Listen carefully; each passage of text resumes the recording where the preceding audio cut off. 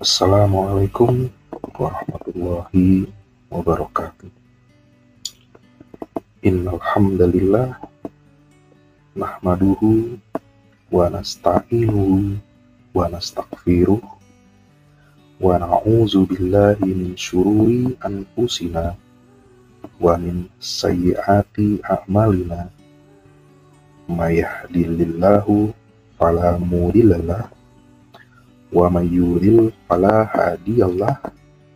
Asyhadu an la ilaha illallah wahdahu la syarikalah wa asyhadu anna Muhammadan abduhu wa rasuluh. Allahumma sholli wa sallim wa barik ala sayyidina Muhammadin wa ala alihi wa sahbihi ajma'in, amma ba'du.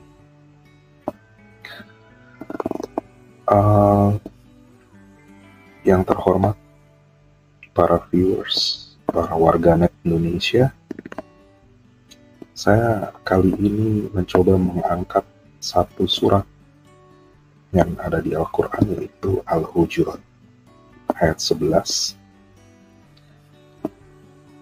yang isinya adalah tentang mengolok-olok. Jadi surat ini sejarah turunnya surat ini adalah ketika ada sekelompok orang, yaitu Bani Tamim, yang mengejek sahabat Nabi yang miskin. Yaitu sahabat Nabi miskin itu adalah Bilal, Suhaib, Salman Al-Farisi, dan masih banyak lain. Jadi mereka diolok-olok, sehingga akhirnya Allah menurunkan firman ini. Surat ini pada intinya adalah ajakan bagi orang yang beriman agar kita tidak mengolok-olok orang lain, karena bisa jadi yang kita olok-olok justru lebih baik daripada diri kita.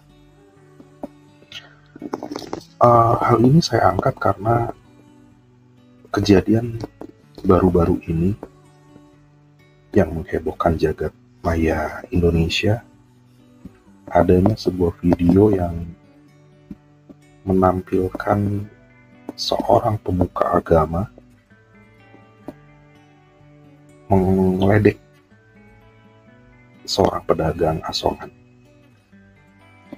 Sang pemuka agama terlihat berbicara dengan pilihan kata yang kurang pantas dalam sebuah majelis terhadap pedagang tersebut, yang kemudian akhirnya menuai kecaman dari masyarakat.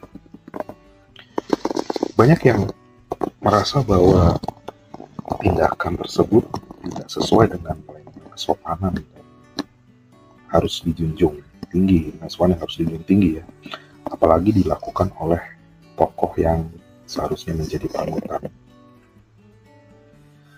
Sebagai masyarakat yang hidup di era digital dan sosial dan media sosial, kejadian ini memberikan kita kesempatan untuk introspeksi diri.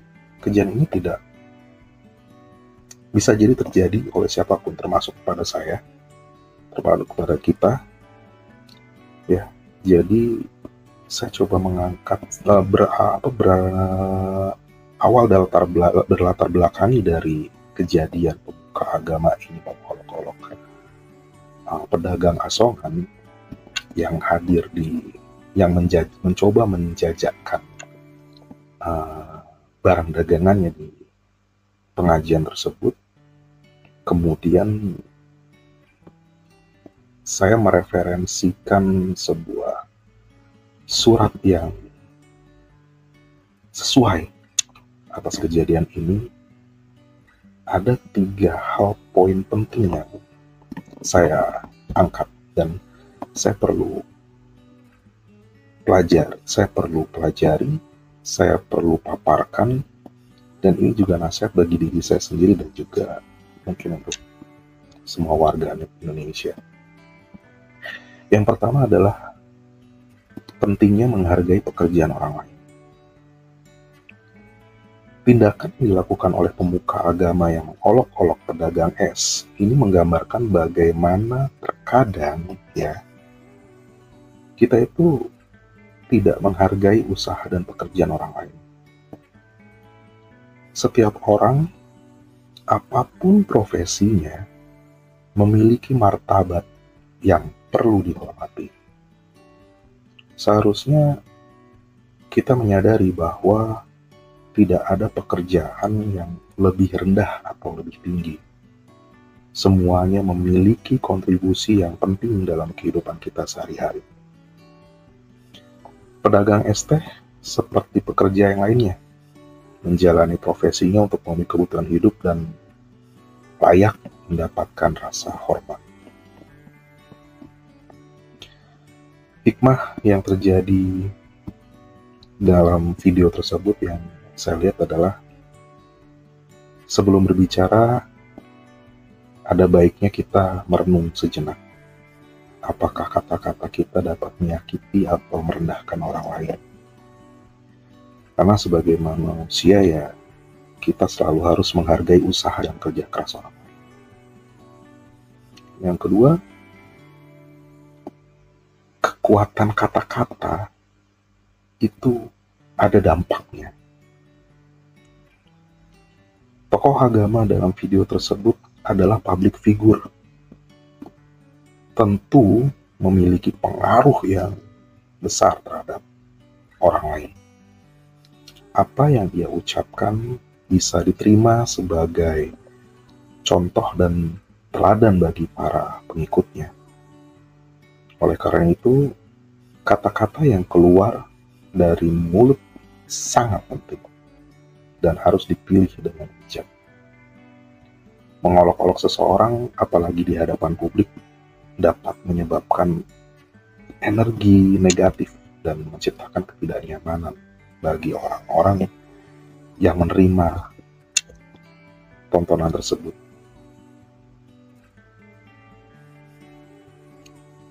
Yang ketiga, tokoh publik itu punya tanggung jawab. Ya, jadi sebenarnya tokoh publik dalam video tersebut memiliki tanggung jawab moral dan sosial yang besar. Semua mata tertuju pada beliau. Dan sikap serta perkataan bisa memberi pengaruh besar, baik positif maupun negatif. Sebagai tokoh yang dihormati, seharusnya pemuka agama tersebut bisa menjadi contoh dalam hal sikap yang bijaksana, menghormati sesama, terlepas dari profesi atau latar belakangnya, dalam situasi apapun, terutama dalam perbedaan status sosial. Seorang tokoh seharusnya bisa menunjukkan rasa hormat yang lebih, karena kita ini akan ngikutin beliau, begitu kan? Tapi hal lain yang saya coba angkat di sini adalah pemuka agama ini memang pada pengajian biasanya, pengajian beliau khususnya, beliau sering kali memborong dagangan orang yang berdagang di pengajiannya. Namun, dan kemudian lagi hal-hal baik yang dilakukan adalah beliau ini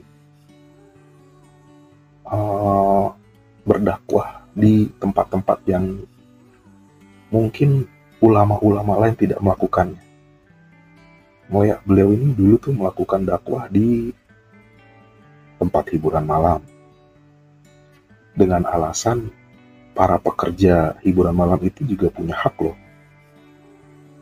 mendapat siraman rohani. Makanya beliau gencar berdakwah di tempat-tempat hiburan malam.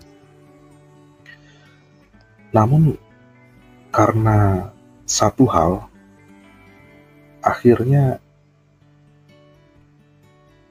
kesalahan yang baru-baru ini seolah-olah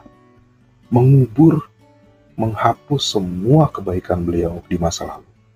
Dan kita hanya fokus pada kesalahan dia yang sekarang.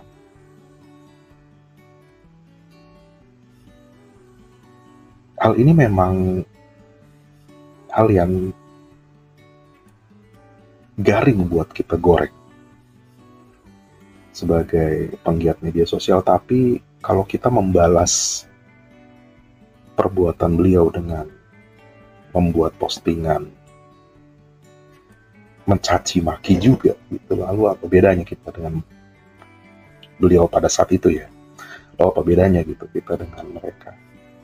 Jadi alangkah baiknya kita juga berusaha mengeluarkan kata-kata yang bijak, karena apa yang kita upload akan ditonton oleh banyak orang, akan ditonton oleh semua umur ya, dan bisa jadi akan diikuti, akan berpengaruh gitu.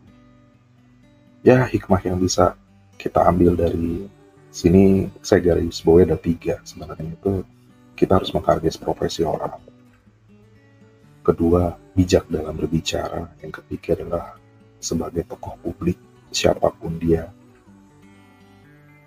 memiliki tanggung jawab terhadap publik, karena publik akan mengikutinya, karena publik lebih percaya dengan kata-katanya. Kejadian ini mengingatkan kita semua untuk selalu introspeksi diri, termasuk saya, dan menjadi lebih bijak dalam bertindak, khususnya dalam berinteraksi dengan orang lain. Setiap tindakan, kata-kata, dan sikap yang kita tunjukkan dapat mempengaruhi kehidupan orang lain. Jadi, marilah kita berusaha untuk menjadi pribadi yang lebih baik lagi, ya, yang selalu mengedepankan rasa hormat dan empati terhadap sesama. Sekian dari saya. Wassalamualaikum warahmatullahi wabarakatuh.